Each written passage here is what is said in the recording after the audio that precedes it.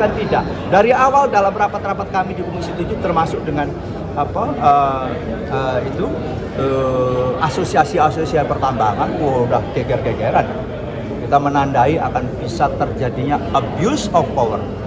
Kami sudah dari sejak awal tidak setuju namanya Satgas. Kita kembalikan kepada ini semula. Kalau kita mencatat terjadinya penyimpangan, ya silahkan. Ayo kita sama-sama benahi, misalnya di kementerian-kementerian tertentu kan. Misalnya apa?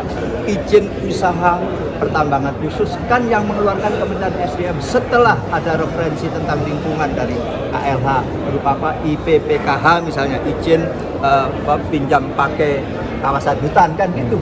Ya itulah yang memang rangkaiannya.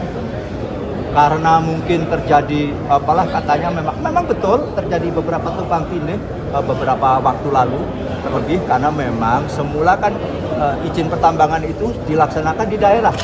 Kabupaten kota semula berhak mengeluarkan izin kan gitu. Lantas ditarik ke pusat, kembali ke provinsi, ditarik lagi ke pusat dengan Undang-Undang Nomor 3 Tahun 2020 kan begitu. Lantas beberapa urusan lagi dikembalikan ke provinsi lagi. Maka beberapa waktu lalu ada indikasi memang terjadi tumpang tindih seperti di mana? Seperti di kasus di Mandiodo misalnya itu. Ini kasus yang besar ya, yang menimbulkan lantas beberapa orang dikenai hukum ya. Semula dikeluarkan oleh kabupaten, lantas digugat karena dulu itu miliknya. Semula dikeluarkan oleh pusat dan dimiliki oleh di satu lantas dikeluarkan oleh kabupaten sehingga terjadi. Tetapi esensinya itu, maka dari itu kalau memang benar-benar ditemui dan indikasi itu memang beberapa kali melaporkan secara informal. Tetapi kan Komisi 7 bukan lembaga hukum, lembaga penyidik. Kita sudah dengar itu bagaimana penyimpangan-penyimpangan yang terjadi. Ada yang meminta kalau memang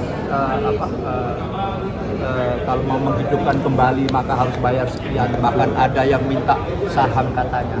Karena sebagian besar bahkan tiba-tiba dicabut tanpa argumentasi yang bisa dijelaskan panjang lebar tentang RKAB yang tidak ada di rumah.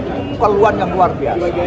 Justru kita mau mencari kepastian, justru menimbulkan ketidakpastian. Itulah kasus Satgas yang dipimpin oleh Pak Bahlil. Saya kira ekses hari ini kita terima kasih teman-teman pers telah membongkar itu, dan kalau itu kami akan mendorong terus Komisi 7 agar itu dituntaskan. Kenapa?